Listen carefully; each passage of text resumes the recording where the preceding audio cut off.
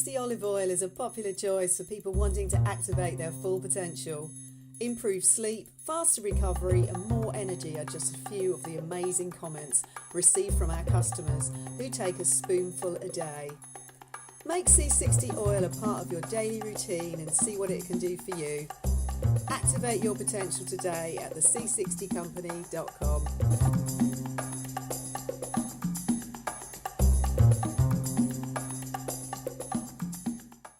And what I want to do first is I want to get the British election news out of the way, because the parties have obviously been having their say. And so this is basically what's happened.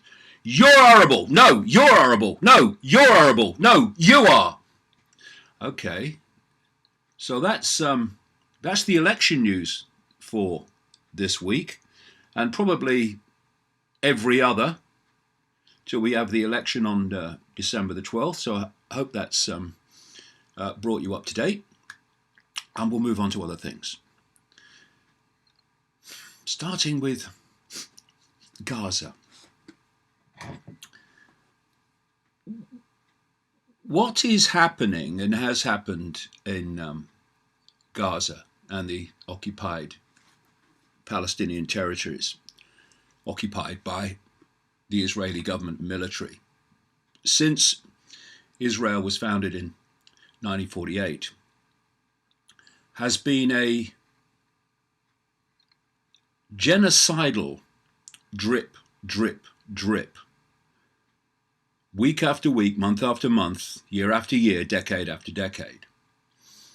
It started with horrific violence by the ultra-Zionist terror groups, which I document in detail in books like The Trigger. And that horrific violence, I mean, you just have to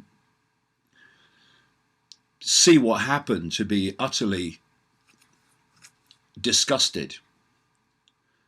Caused something like 750,000 Palestinians to flee their homes and flee their own land to protect themselves from ultra-Zionist terror groups, which became the Israeli military, the Israeli Defense Forces, and became Mossad. And the plan from the start was to remove Palestinians from that land and take it over as part of a project called the Greater Israel Project, which is a plan to occupy all the lands that are perceived to be the biggest extent of biblical Israel. Now, anyone who's read my books will see that the whole story of Israel in the Bible, on which the current Israel is founded and justified, is a load of old nonsense. And like I say, I've written about that in detail elsewhere, not least in The Trigger. But in the fantasy world that the death cult known as Sabbatean Frankism, which again I go into in detail in The Trigger, the fantasy world that has created in the minds of so many means that many people believe that the Israel of today is simply the birthright of those that go back to the Israel of yesterday. It's all a fantasy. It's all a hoax. But this historic claim to the lands of Palestine is what is driving and justifying this genocidal ongoing war against Palestinian people. Every now and again, every few years, there is a massive bombardment of Gaza, which is little more than an open-air prison camp, surrounded by fences, policed by the Israeli army, and the most populated piece of real estate in the world. So every now and again, if that's not bad enough, the big, brave men and women of Israel, under orders from their far, far, far right Sabbatean Frankist controlled government, whether it's Netanyahu or Benny Gantz, his opponent, just the same. Do you want this psychopath or do you want that psychopath? Okay, put your cross here. And this has created a living catastrophe in Gaza. Just as, although they're not bombing the West Bank because they would bomb so many of their own people because of the enormous expansion of Jewish-only settlements, not racist or anything, in the illegally occupied West Bank, while the world looks on and does nothing. United Nations, where are you? Silence.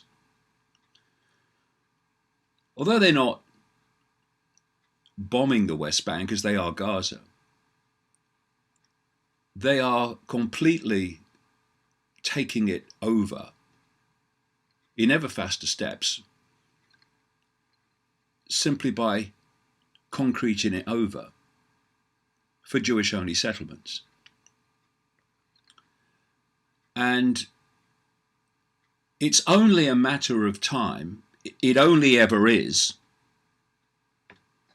before the tragic people of Gaza get another dose from the air with state-of-the-art weaponry,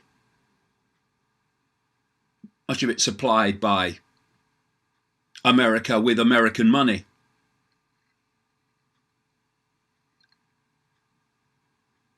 We have, for instance,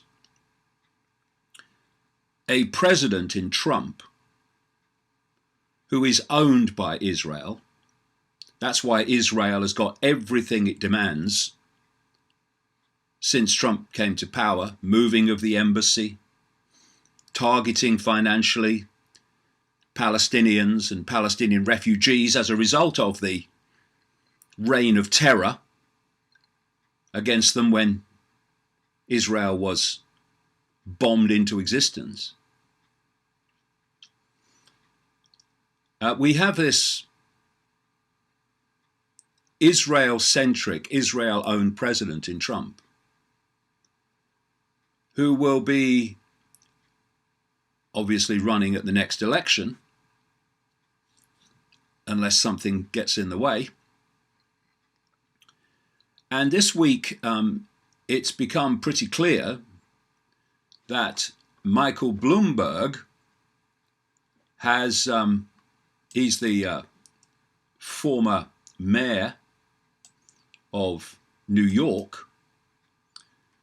Michael Bloomberg, an ultra Zionist and multi-billionaire. And he's added his name to the Democratic primary ballot in Arkansas as he continues with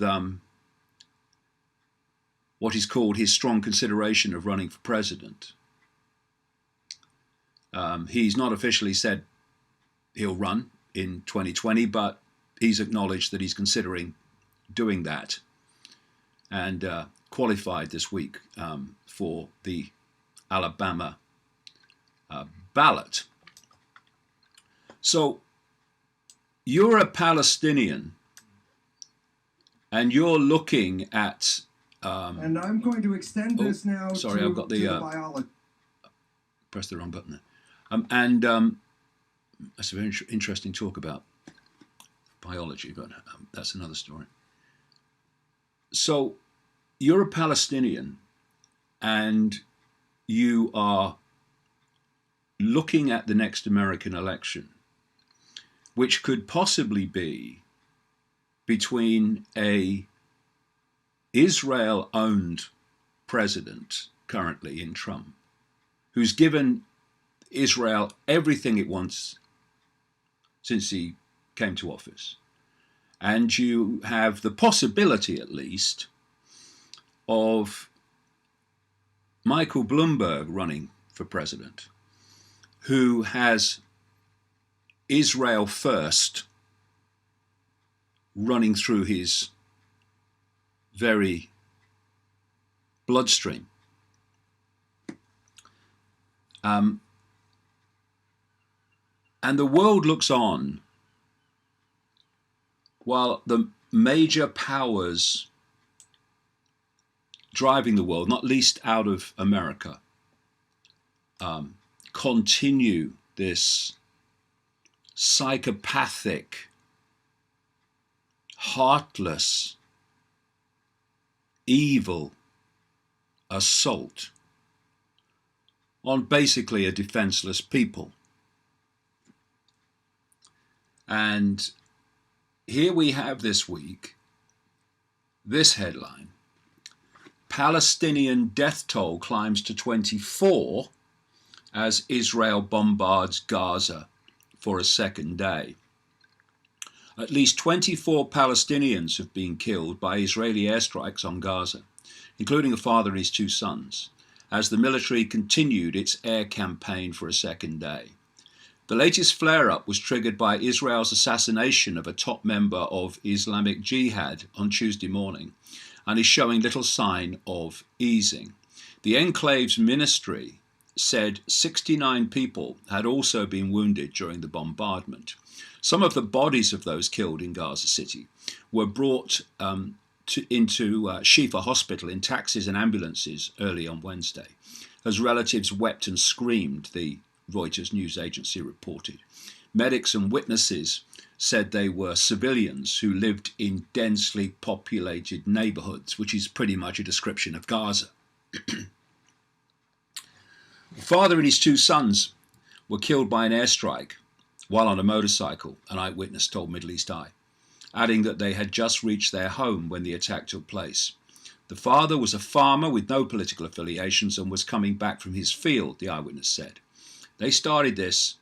We did not want war, said one grieving relative. Well, they started this. What happens, and has happened over and over again, is that one of 2 things. Let us never think only of black and white, of 2 distinct sides with no connections. So the vast majority of people in Gaza, for instance, will be opponents of the Israeli government and the Israeli military. But a few of them won't be. They'll be Israeli agents. This is how it works.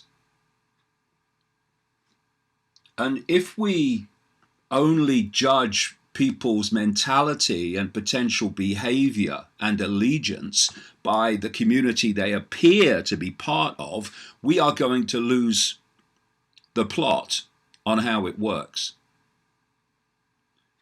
So if you have agents within the Gaza community who appear to be supporters and part of the Gaza community, then you have the ability for them, for instance, to start firing rockets. Okay, compared with Israeli firepower, they're pop gun rockets, but fire rockets into Israel, which then gives the Israeli government and military the excuse to do what they want to do, which is bombard Gaza.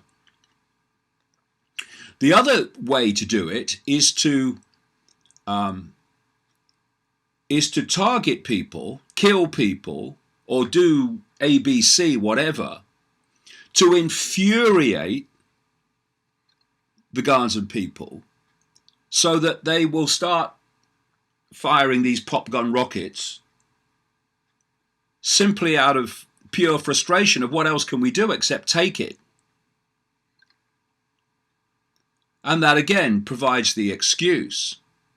And if you chart this back through the years, you'll see this phenomenon repeating again and again, where just when Israel wants to have another go at Gaza, suddenly rockets start appearing out of Gaza. And I do hope not, but there is a very good chance that this is building up. We've had 24 dead already in Gaza. This is building up to another go. Because, of course, that would suit, even on a political level. Netanyahu is still battling away with this guy, Benny Gantz, over who should be president or prime minister of Israel. And, you know, as I've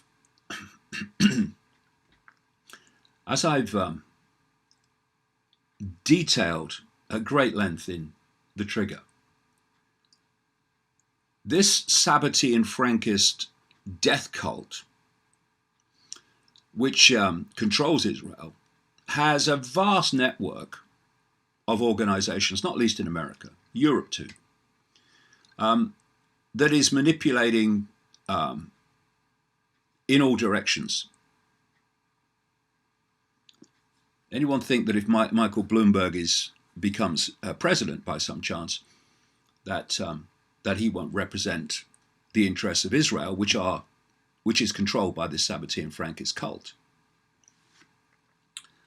So it's no surprise, because this cult is not Israel-centric. This is not about Jewishness. In fact, this cult, as I show in The Trigger, actually hates Judaism and hates Jewishness. But it poses as the opposite so it can infiltrate Israeli society, which it did long before Israel was created, in terms of Jewish communities. And infiltration is its modus operandi. Same cult has infiltrated the Vatican, has infiltrated other religions, has infiltrated politics. And it poses as Jewish because then when people start uncovering the truth about it, they can claim it's anti-Semitism, which is why the definition of anti-Semitism is getting wider and wider and wider. It's to protect this cult, not Jewish people, to protect this cult from exposure. So it was no surprise to see this headline this week. The Houthis are preparing for a planned Israeli attack on Yemen. Why would Israel want to attack Yemen when the people of Yemen are being destroyed by the constant bombardment from Saudi Arabia and the so-called coalition, the other tyrannies like the United Arab Emirates, etc.? And why, while this is happening with American weaponry and support? Well, another thing that I highlight in The Trigger is that this Sabbatean Frankist cult, which goes back to the 17th century, also manifested as the Saudi royal family. So that's why I did a meme for the internet which speaks of Saudi Israelia. Because basically the two controlling points of Israel and Saudi Arabia are representatives of the same cult. And it's a death cult. That's why they're obsessed with death and causing it. So this is the story. As the war in Yemen nears the end of its 5th year, and I've talked in these podcasts before about the extent of what is being done to the Yemeni people. It's just beyond description. As the war in Yemen nears the end of its 5th year, the situation in the country seems to be escalating, as if it could, given where it is already. There are strong indications that Israel is planning to launch airstrikes against the country under the pretext of preventing an Iranian, usual excuse, military presence from taking hold, a move that is likely to open the door for further escalation, which is what the whole idea is about. Ansar Allah, the political wing of Yemeni's Houthis, announced that Yemeni forces would not hesitate to deal with a stinging blow to Israel in the case Tel Aviv decides to launch attacks in Yemen. The Houthis reaffirmed that their anti-Israeli position is based on a principled humanitarian, moral and religious commitment. Historically, neither the Yemeni army nor the Houthis themselves have ever targeted Israel directly. The threat from Israel is not without precedent.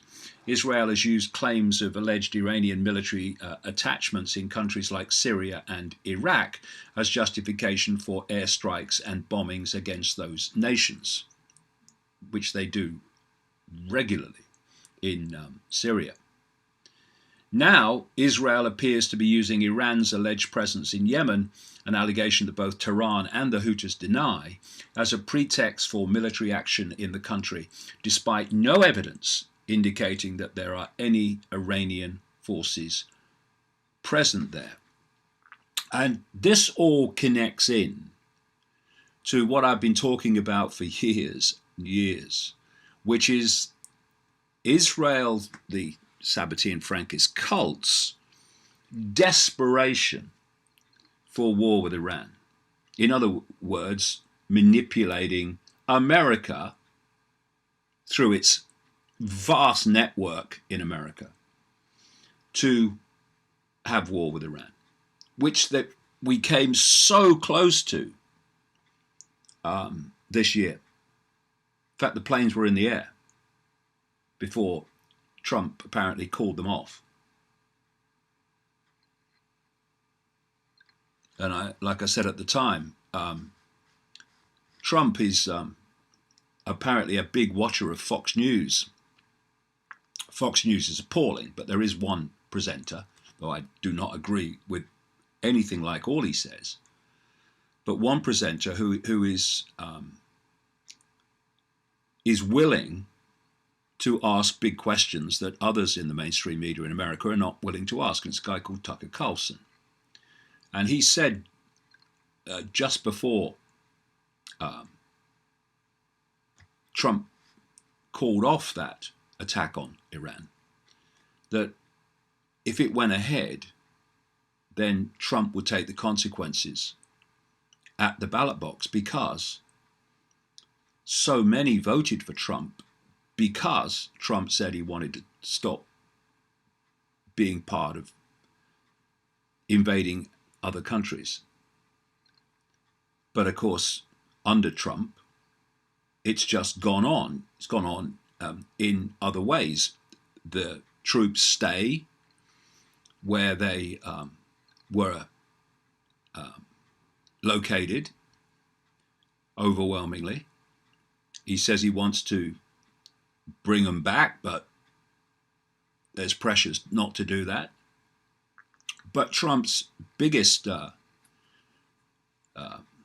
form of war against other countries is sanctions, economic war, and covert war, which is what we're seeing in Venezuela and what we've seen this week. I'll come to that in Bolivia.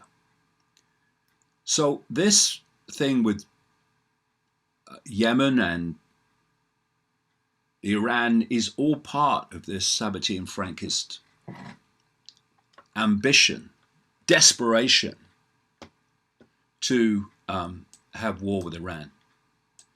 And so far, thank goodness, it's been stopped, but they're still working on it. And if you have war with Iran, then you start pulling in Russia, you start pulling in China, and away we go. So that's what's happening in Israel at the moment, and that's what's happening in Gaza. And as always in Gaza, it's stomach churning.